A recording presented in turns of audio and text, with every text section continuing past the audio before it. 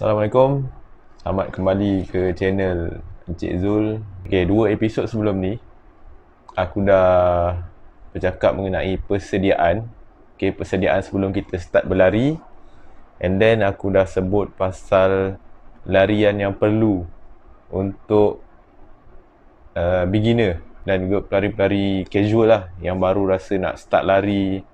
Okay, so hari ni aku akan cakap pasal jenis-jenis lari selain daripada MAF training yang aku sebut minggu lepas. Kita ada fartlek, tempo, and then ada interval. Ada 3 larian yang berbeza, target semua lain-lain. Pertama sekali, fartlek. Okay, fartlek ni bukan kentut relax. Okay, fartlek ni adalah bahasa Sweden, bermaksud speed play. Fartlek ni dia ada kebebasan yang tertentu.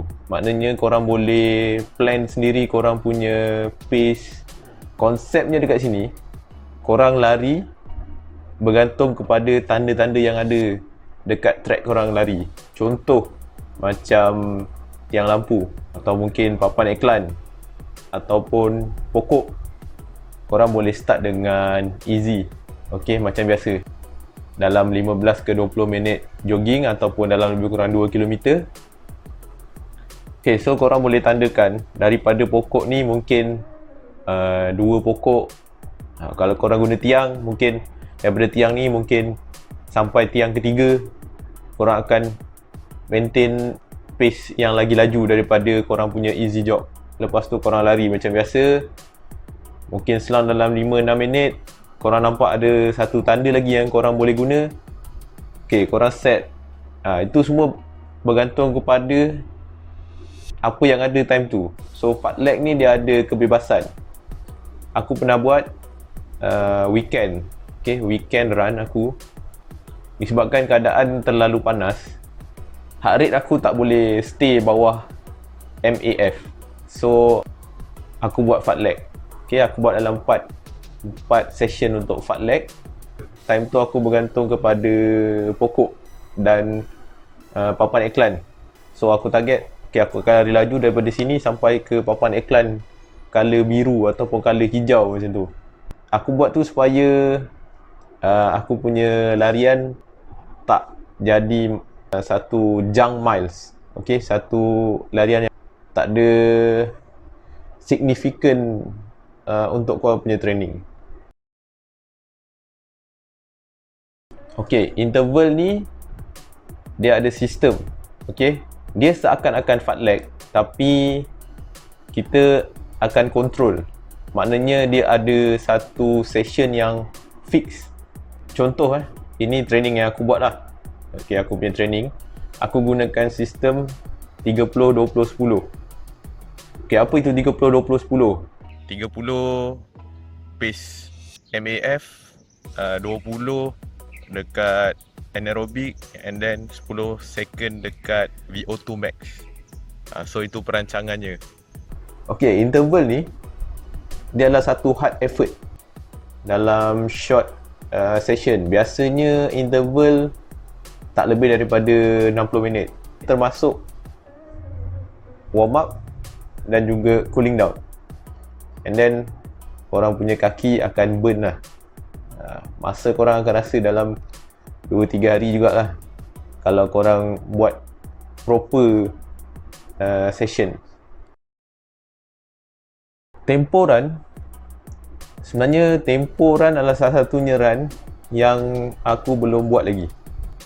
Bagi aku tempo run ni adalah bila korang punya foundation, korang punya asas tu dah kuat, and then korang boleh lari dalam heart rate anaerobic untuk satu tempoh masa yang lama. Base korang kena kuat untuk pastikan korang berada dekat top range anaerobic, tapi dalam masa yang sama korang kena pastikan korang berlari di bawah VO2 max. Korang tak boleh cecah VO2 max. Dan untuk permulaannya korang boleh start dengan mungkin dalam 5 minit. Mungkin korang akan naik 10 minit, akan naik 15 minit sampai ke hampir ke 40 minit. Tapi aku masih belum buat lagi tempo run. Sebab dalam aku punya training, dalam aku punya training plan tak termasuk temporan. Alright, sekarang korang dah tahu 4 jenis larian, 4 jenis run. MAF run, speed play berdasarkan persekitaran. Yang ketiga adalah interval run, hard effort tapi session yang pendek. And then kita ada tempo run, agak hard session tapi di dalam jangka masa yang lebih lama daripada interval. So itu 4 jenis larian. Dengan bahasa mudah lah, aku terangkan dalam bahasa mudah. Mungkin kalau korang baru lagi, susah nak capai target dalam masa yang singkat. So macam mana korang nak pastikan korang punya minat, korang punya passion dalam running ni stay. Untuk aku akan buat short goal. Aku akan ada target. Maknanya first dulu aku lari dalam 2015, aku target aku akan lari 5km. Bila aku dah boleh lari 5km dalam 35 minit, 30 minit, so dekat situ korang dah boleh shift korang punya target pergi dekat 10km pula. Dengan proper training, korang mungkin boleh buat dalam 1 jam. Lebih cepat daripada aku. Aku dulu lari 10km tanpa proper training. So sekarang untuk half marathon, untuk half marathon aku cuba buat proper training. Aku adapt daripada training plan dekat running channel This Messi Happy. So korang boleh tengok, korang boleh check, dia ada distribute free training plans.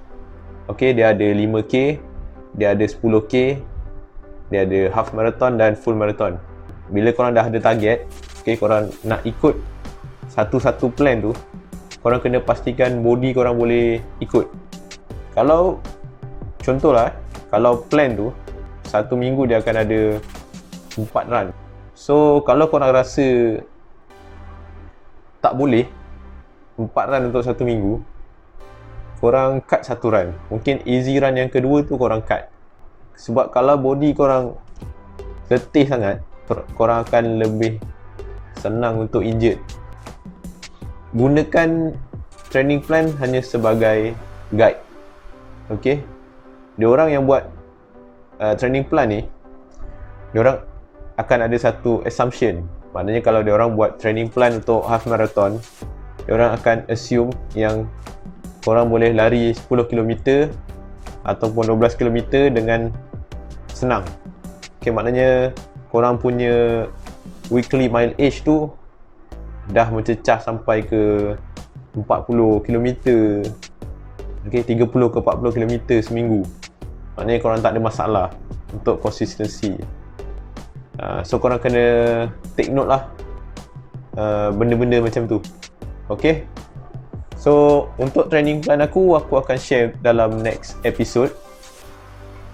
Kalau minggu ni aku pergi cycling, grouping, so mungkin aku akan buat untuk cycling pula lah. Aku kembali kepada cycling. Ataupun mungkin aku akan upload 2 video seminggu. Bergantung pada aku punya kerja lah. Kalau aku agak busy, mungkin aku akan buat selang-seli. So sampai jumpa lagi next video. Assalamualaikum.